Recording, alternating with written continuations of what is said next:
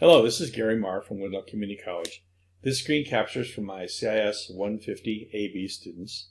In this screen capture, we're going to cover topics and concepts and vocabulary covered in Chapter 4 of the ebook and Module 4 of our Canvas shell. This particular chapter is all about procedural programming, which is one of the major concepts we need to learn before we can get to programming with objects, which comes in the second half of this class. So just to kind of review things a little bit, we started off with SDLC, which was a system development life cycle approach to solving problems. This approach followed phases, requirements analysis, development, testing, maintenance, etc.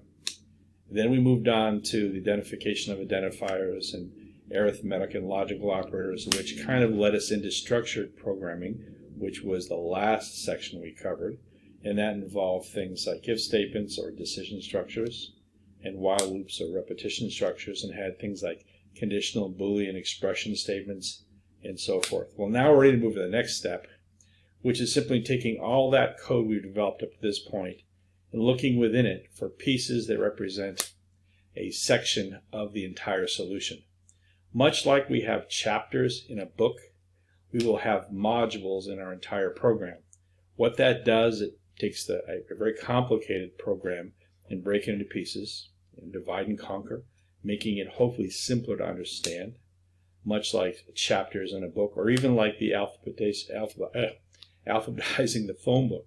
It's much easier to find a person's name if they're alphabetized in alphabetical order than if just looking for a name in a phone book. This adds structure to our solutions. And there are some other benefits. Well, before I get to the other benefits, this process is called modularization. And these blocks of code which represent some subset of the entire solution are called a module. For example, if we had a program, if this was a retail environment, we had a program that calculated the cost of a product for a customer. Well, we would take the quantity and the price, multiply that together to get an extended cost, and then maybe we had to apply sales tax. Well, we could certainly include the sales tax in our logic to make that calculation. In fact, we've probably done that a couple times already in sample programs.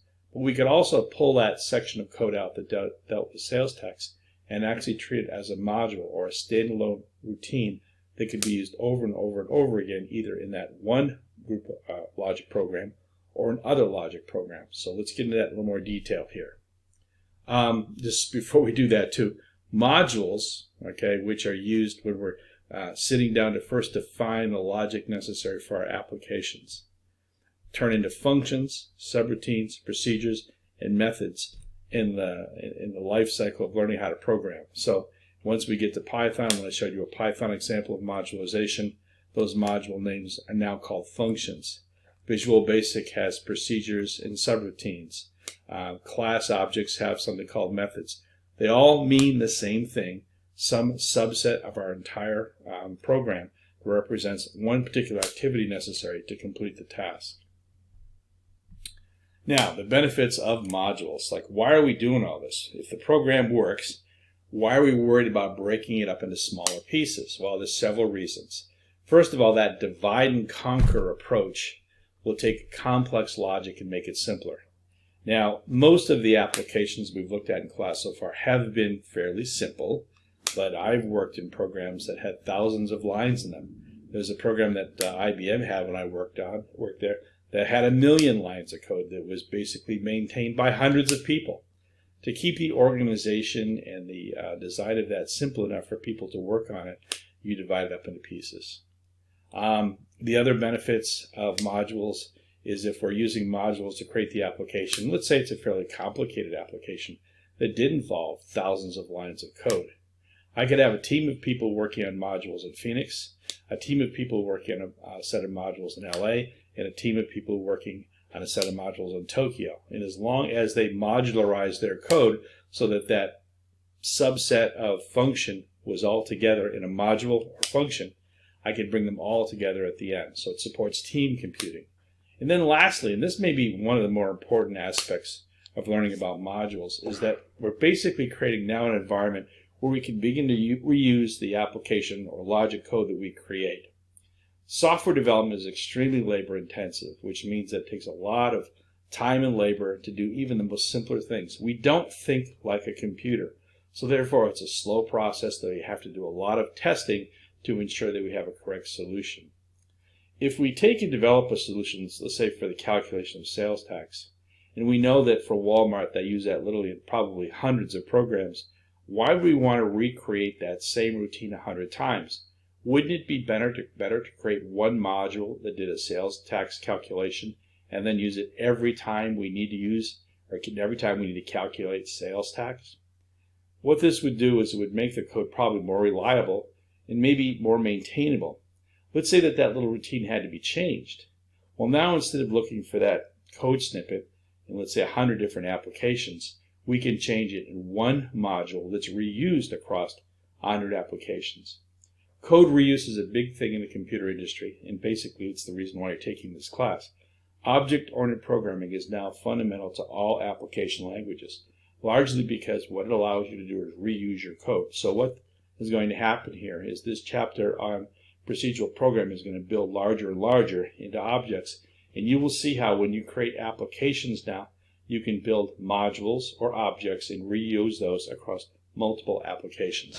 A real savings of time and money. And even if you're a not-for-profit organization, time and money are important to you. You want to try to reduce costs and you want to improve reliability. That's what modularization will help you do. All right, let's look at some examples now. This is in the textbook and also the PowerPoint slides. And essentially what I've got here is some pseudocode on the side. And I've identified a couple parts of that pseudocode that seem to be like good candidates for a subtask or a module. One's called Calc Discount, one is called Calc Sales Tax. All of these go into the calculation of a total cost. But rather than leaving them as just lines of instruction inside the program, I know I'm going to use these over and over again. And sometimes you have to use that same routine over and over again in one application, not multiple applications. Okay, so there's a savings in a number of lines of code. There's your programs will be smaller, and again, the maintainability of this will be much better now, because since this resides in one location, any place that I need to use a discount, I can call out this module, use it, okay, do my discount, and know that it's going to be accurate because it's been tested, and know that it exists in multiple applications across my environment. When I put this to flowcharts, okay, what happens now is I've got some new symbols, slightly new symbols. Instead of start and end, okay, on the capsules of my flowcharts, I'm going to have the name of the routine, and at the end I'm going to say return. So again, this is the before, this is the after. This does not have modularization, this does. This is going to be a little tough to read in this slide, so what I would do is go to the textbook and look over some of the examples there, because they go through a lot more explanation there, step by step, of what's happening. Here's a pseudocode example of modules. Okay, here is my main program. Okay, here it's calling out two modules. One's called Calc Discount, Calc Sales Tax, the ones I talked about a minute ago. Here they exist as little blocks of code. They're not complicated blocks of code. There's only a few statements in each. But again, keep in mind that modularization really kind of comes into play when you start writing applications that are hundreds or thousands of lines of code. It's very difficult to keep track of everything and find things easily. Whereas if you modularize that code, divide and conquer, it makes it much less complex. You guys can all read this. I'll let you read this. This is part of the justification of modularization. And I've talked about some of these items already in this discussion. With modules, since there could be many, the other chart that sometimes can be helpful to create is something called a hierarchy chart. And the hierarchy chart shows the relationships between your modules. The one at the top is like an org chart, or organizational chart diagram. The very top would be the program itself. This program calls three modules: print sale, calc discount, and calc sales tax. Each one of these modules also calls other modules. So modules can call other modules, or they could be nested, just like we could have multiple if statements or multiple while loops, so that print sale can also call print display and screen display. Calc discount could do cust discount, employee discount, and then you can see the rest here. And there could be a situation where print display might also exist over here with calc sales tax. And if that was the case, I would simply modify my chart to hang this module along with this location also over here with calc sales tax. There's the examples of this in the textbook. I believe some of my examples too in the sample code will show the hierarchy chart at the top of the logic, but it'll be in text with some plus signs and dashed lines and underscores to represent what that diagram relationship might look like. One thing we haven't really talked about a great deal yet is identifier scope. Now, identifiers are constants and variables. They hold the data that we're going to use in whatever we're trying to solve with our application. There's typically two flavors. One is global and one is local. A global identifier is visible throughout the logic. Okay, let me go back a couple of screens here. So if I had something that was global, then calc discount or calc sales tax would also have access to that particular variable or constant. If it's local, that means one of my modules has defined a variable for its use, and it's its use only. When something's local, it belongs to that module, so when module ends on the return statement, because the way this works is such. If the calc number discount exists, it's true, it calls this calc discount. Calc discount starts running its lines of code and then returns back to the call point. So this starts the process, returns it back. The same thing is shown on the same thing is shown on the flow chart. Okay, and with sales tax down here, sales tax is down here. I'm going to call sales tax. It comes over here. It does an input. It does an if statement. It does a calculation if it's Arizona, and then it returns back to the call point. And you're going to find there's different variations on this theme. There's different kinds of functions. Some will just simply just run code. Some will run code and return a value. And we'll get into that a little later in the course. And actually, we'll probably start with it this class also. So down here, if something's global, it's a variable that all the modules can see. Let me go back one more time here. So on this case, let's say the cost is a global variable. Since cost is at first used inside the main program, that means any of the modules also have access to cost. Well, there it is right there. It's not using this one at all, doesn't look like. When something's local, that means it's only visible from within that particular module. It looks like book discount is only visible in the discount module. So if I was to try to use book discount over here in sales tax, it would give me an error because this particular variable is local to this particular module. This module doesn't have access to it. The global pieces it does have access to, but not the local pieces. And this is kind of what makes working with modules or functions a little bit tricky. There's some variations in how you set these up. Some are global, some are local. You'll later find we work with modules. There's also public, private, protected, but that's for a later discussion. Okay. These variables go hand in hand with functions, and you'll find also that functions not only can run code inside the body of that function, but also you can pass them a variable or a piece of information through its parentheses. And you can also return values back to their call points, and you'll see this through some of the code examples we'll look at in the next couple modules. Well, I guess we'll start right now.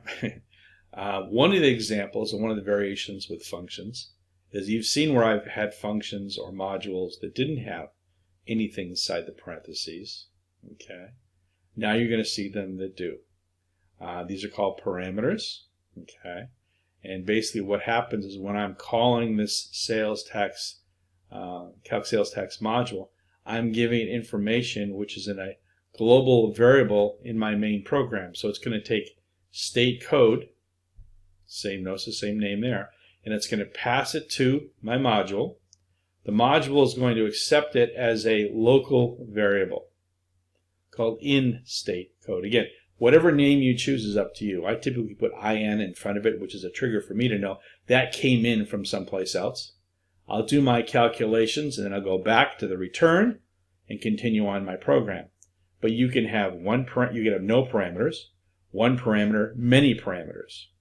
But if you have many parameters, you have to make sure that when that call to the module is made, that the same number of parameters are in the call as in the defined parameter list that goes with the function itself or the module itself. And you'll hear me do this. You'll hear me use function and module synonymously. The only difference would be a module is strictly used when you're planning logic, whereas when you're going to turn to source code, the name changes to function. But functionally, they're the same thing. The other thing that we can do with modules and functions is we return values back to the call point. So look at this code up here. It says total cost equals calc sales tax, and then it's going to pass it state code. So state code was captured up here, so we get that value from the user.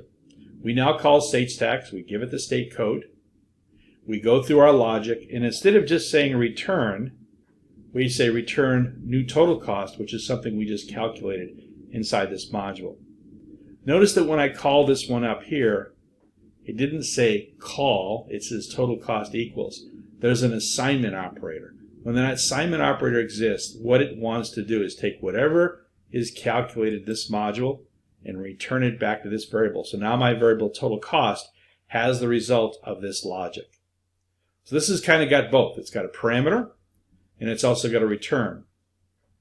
When it doesn't return anything, it's called a void module or void function. When it does return something in the module, it's usually typically one item. Some languages support 2 items or more. This one. It's called a fruitful function when it returns something back to the call point. So back in this example, this was a void function because it doesn't return anything. Whereas this one is a fruitful function because it's going to give me back a value which I'm going to use in later calculations. The module parts. Here again, there's my void word. There's my fruitful word. Basically, all modules have a header, a body, and a return. The header typically has a return list, or can have a parameter list. Thinking ahead here. A parameter list, or it can be empty. And then the return could exist by itself just to redirect the code back to the calling point, or it can return a value. Okay, if it returns no value, it's a void function. When it returns a value, it's called a fruitful function. And that's what's happening down here, the one I just went over. New cost is sending back to the call point a value, so therefore you're going to have something equals this module because it's got to have some place to put it. What makes modules and functions difficult is the variation that can exist. Just like the decision structure and the repetition structure, if statements and while loops could get very complex to accommodate the kinds of complex decisions we have to make, functions and modules can also get comfortable based on the number of ways they can be set up. They can set up with no parameters, with a return, no return. Okay, they typically can be set up so they're called multiple times within the same program, or they can be set up so that they could be reused across multiple programs. This is something that you're going to have to just work with and be patient with. It takes practice. You are not a machine. You're not a computer. This is something that it's difficult for me to, you do it subconsciously. It's difficult for me to point out places where this comes into play or fashion, except it may be chapters in a textbook. The reason my textbook has chapters is because if I gave you everything from start to finish in one big chapter, it would lose some of its readability. It becomes too complex. Whereas if I break it up into pieces, you can absorb one piece, the next piece, and then even if you wanted to go back and find information you already had read, that chapter would allow you to go back to 2 chapters ahead or 3 chapters ahead of where you are now and go back and review something you had read earlier. That's the point behind modularization. Simplification of a complex problem, code reuse, the ability to let teams work on a problem. I hope that helps, and I'll follow this up also with some examples. If you have any questions, please let me know.